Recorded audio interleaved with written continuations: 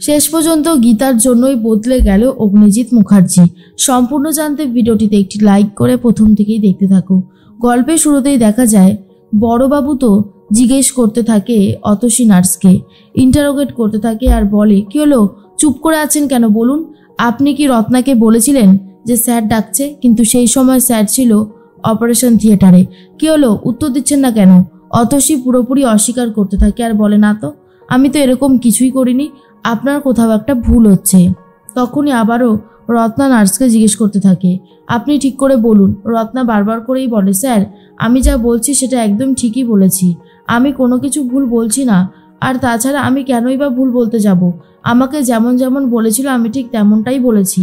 এর মধ্যেই বড়বাবু বলে, আমি কিন্তু আর সুযোগ দেব না, এবার কিন্তু আমি চার্জশিট ফ্রেম করব, তখন কিন্তু আমি কারোর কথা শুনবো না। এর মধ্যেই চলে এসেছে গীতা আর বলে, বড়বাবু আপনি বুঝতে পারছেন না কে ঠিক বলছে কে ভুল বলছে? বড়বাবু তখন বলে, অগ্নিকন্যা এসবের মধ্যে আপনি ঢুকবেন না, এই ব্যাপারটা আমাকে সামলাতে দিন। তখনই অগ্নিকন্যা বলে, বড়বাবু আপনি যা করছেন সেটা মেনে নেওয়া যায় না। কেন এই জিনিসগুলো করছেন আপনি খুব ভালো মতন বুঝতে পারছেন কে সত্যি বলছে আর কে মিথ্যে বলছে। আপনি এত কষ্ট করে এত পড়াশোনা শিখে চাকরিটা পেয়েছেন কি এই দিন দেখার জন্য? বলুন না, চুপ করে আছেন কেন? আপনার কাছ থেকে সত্যিটা জানাটা ভীষণ দরকার। আপনার বাবা একজন কনস্টেবল হয়ে দিন রাত কষ্ট করে মেহনত করে আপনাকে পড়িয়েছিলেন, আপনাকে অফিসার বানিয়েছেন, আর আপনি শেষে এইসব করছেন? আর এটা শোনার পর তো অনেক বেশি অবাক হয়ে যায় বড়বাবু আর বলে, আপনি কি করে জানলেন?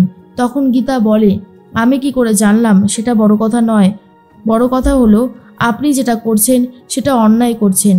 আপনি এই রত্না নার্সকে জিজ্ঞেস করছেন, সবটা জানছেন, কিন্তু আপনি কথা বলছেন অতসী নার্সের হয়ে। এরকম করলে কি করে হবে বড়বাবু? বলুন না কি হয়েছে, আমাকে খুলে বলুন, আমি আপনার পাশে থাকবো, আপনার কোনো বিপদ আসতে দেব না আমি। কিন্তু বড়বাবু কি বলবে নিজেই বুঝতে পারছে না। বড়বাবুর চোখে জল চলে আসে। গীতা খুব ভালো মতন বুঝতে পারে বড়বাবুর কোনো একটা অসুবিধা হয়েছে বলেই বড়বাবু এইসব করছে, না হলে তো এমন করার কথাই নয়। কিন্তু কি হয়েছে সেটাই বোঝার চেষ্টা করে। তখনই গীতা বলে, বড়বাবু চুপ করে থাকবে না, ওদেরকে আপনি কোর্টে পাঠাবেন না, বিশেষ করে এই মেয়েটাকে। এই মেয়েটা কিন্তু একেবারে নির্দোষ। কিন্তু তখন বড়বাবু বিশ্বাস করতে পারে না। এর মধ্যেই চলে এসেছে ঢালি। ঢালিকে দেখার পর তো বড়বাবু আর কিছুই বলতে পারে না। তখন গীতা ভাবে, কি হলো, ঢালি ইন্সপেক্টর আসার পরেই বড়বাবু আরোই চুপ হয়ে গেল কেন? ব্যাপারটা কেমন যেন সব গুলিয়ে যাচ্ছে। এর মধ্যেই স্বস্তিক ফোন করেছে গীতাকে আর বলে, গীতা তুমি কোথায় রয়েছো? গীতা বলে, কেন, আমি তো একটা কাজে রয়েছি। এর মধ্যেই তখনই স্বস্তিক বলে, চলে এসো, বাড়িতে সবাই চলে এসেছে। তখন গীতা জিজ্ঞেস করে, সবাই বলতে কে কে এসেছে? স্বস্তিক বলে, তোমার বাবা, আমি, বৌদি, তোমার মা, সবাই। আজকে মুখার্জি বাড়িতে পার্টি হবে। এর মধ্যেই অগ্নিজিৎ মুখার্জি বলে, না না না না, ওসব পার্টি ফাটি ইংলিশ শব্দ, ওগুলো হবে না। আজকে হবে আনন্দ, হই হুল্লোড়, মজা আর জমিয়ে খাওয়া দাওয়া। এদিকে রত্না নার্স বলে, ম্যাডাম আমি তো ফেঁসে যাচ্ছি, আমার খুব ভয় লাগছে। গীতা বলে, দাঁড়াও, তুমি ফেঁসে যাবে না, আমি তো আছি তোমার সাথে, পুরো ব্যাপারটা আমি সামলে নেব, তুমি শুধু আমার ওপর একটু ভরসা রাখো। আজকে থেকে ওই অতসী নার্সের ওপর 24 ঘন্টা লেগে থাকবে এই গীতা, দেখি ও কি করে পার পেয়ে যেতে পারে। অন্যদিকে গীতা তো চলে গেছে মুখার্জি বাড়িতে, আর সেখানে গিয়ে দেখে সবাই মিলে অনেক বেশি হই হুল্লোড় করছে। অগ্নিজিৎ মুখার্জি বলে, আজকে আমরা ছেলেরা মিলে রান্না করব।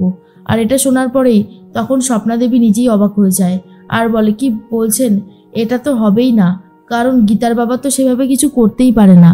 এরপর অগ্নিজিৎ মুখার্জি বলে, আরে বাবা আমিও তো কিছু পারি না, সাত্বিক স্বস্তিক এরা কিছুই করতে পারে না, কিন্তু আজকে আমরা সবাই মিলে চেষ্টা তো করতে পারি।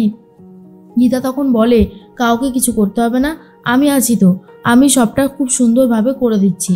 এরপর গীতা চলে গেছে হেসেলে, আর এদিকে অগ্নিজিৎ মুখার্জিরা রীতিমতো নাচ গান করতে শুরু করে দেয়। আর এসব দেখার পরে গীতা তো অনেক বেশি খুশি হয় আর ভাবে, আমাদের পরিবারটায় এখন শুধু খুশির জোয়ার বইছে, সবটাই সম্ভব হয়েছে অগ্নিজিৎ মুখার্জির জন্য, তিনি না চাইলে কোনো কিছুই সম্ভব হতো না। এর মধ্যেই গীতা তো সবার জন্য রান্না করেছে, সবাইকে পাত পেরে বসে খেতেও দিয়েছে। আর এসব দেখার পরে ঠাম্মি তখন বলে, কত দিন পর মনে হচ্ছে যেন এই পরিবারটায় একটু খুশির হাওয়া এসেছে, এত ভালো লাগছে সে আর বলার মতো না। তখনই কিছু মেয়েরা জিজ্ঞেস করে, আচ্ছা জেঠু, তুমি আমাদের একটা কথা বলো তো, আজকে যেটা হচ্ছে সেটা কি রোজ রোজ চলবে নাকি? আর অগ্নিজিৎ মুখার্জি বলে, কেন তোমাদের আবার এ ব্যাপারে কিসের জিজ্ঞাসা, আমি তো সেটাই বুঝতে পারছি না। তখনই স্বস্তিকের বোনেরা বলে, আসলে আমরা জানতে চাইছিলাম, কারণ এই বাড়িতে এই যে দুজন বউ রয়েছে তাদের তো কোনো যোগ্যতাই নেই এই বাড়ির বউ হওয়া, তারপরে আবার তাদের বাপের বাড়ির লোক এসেছে, সেজন্যই বলছিলাম আর কি। গণেশা উকিলের খারাপ লাগে কথাটা শুনে। অগ্নিজিৎ মুখার্জি বলে, ভদ্রভাবে কথা বলো, তুমি কীরকম ভাষা ইউজ করছো, এটা আমাদের বাড়িতে ইউজ করা হয় না। তখনই কাকিমণি বলে, কেন, ঠিকই তো বলেছে দাদা, মানে আগে তো আমাদের বাড়িতে এসব কিছু হয়নি, নতুন করে হচ্ছে জানছে তাই জিজ্ঞেস করছে।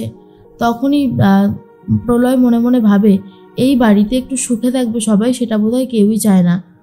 অন্যদিকে গীতা বলে, শোন আমি একটা কথা বলি, পরিবারের আনন্দ হইহুল্লোড়ের থেকে তো আর কিছু বড় হতে পারে না, এখানে যদি সবাই মিলে একটু আনন্দ থাকে তাহলে ক্ষতিটা কি হয়েছে? স্বস্তিক তখন বলে, একদমই তাই। এরপর স্বস্তিক মেজমাকে বড় একটা মাটনের টুকরো মুখে ভরে দেয় আর বলে, মেজমা আর এবারে তুমি কথা বলবে না, এবার চুপ থাকো।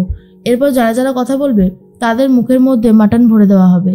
আর এটা শোনার পর তো গীতা বলে, একদম ঠিক বলেছেন স্বস্তিকবাবু, এটা একদম ঠিক কথা। অন্যদিকে গীতা মনে মনে ভাবে, এই পরিবারটায় কত সুখ, কত হই হুল্লোড়। আর অগ্নিজিৎ মুখার্জি যবে থেকে নিজেকে একটা সাধারণ মানুষ বলে ভাবতে শুরু করেছে তবে থেকেই উনি কত হাসি খুশি রয়েছে, ভালো আছে। কিন্তু যবে থেকেই উনি চলমান ইনস্টিটিউট হবেন তবে থেকেই আবার সমস্ত গণ্ডগোল হয়ে যাবে। এরপরেই সবাই মিলে ঠিক করে গণেশ পুজোর বড়সড় আয়োজন করবে। আর ঠাম্মি তখন বলে, এটা তো অনেক ভালো একটা ব্যাপার, হ্যাঁ হ্যাঁ এটা করতেই হবে, এই বাড়িতে বড় বেশি করে ধুমধাম করে পুজোটা করতে হবে। তখন অন্যদিকে মনে মনে গীতা ভাবে, এই বাড়িতে আরও কত যে কী পুজো হবে, তার জন্য আমার এখন থেকেই কত আনন্দ হচ্ছে। পরিবারটা পুরো বদলে গেছে, অগ্নিজিৎ মুখার্জি পুরো বদলে গেছে। আর তার মধ্যেই সাত্বিক তো চুপ রয়েছে। আর গীতা তখন বলে গিনিকে, দিদি তুই চুপ আছিস কেন?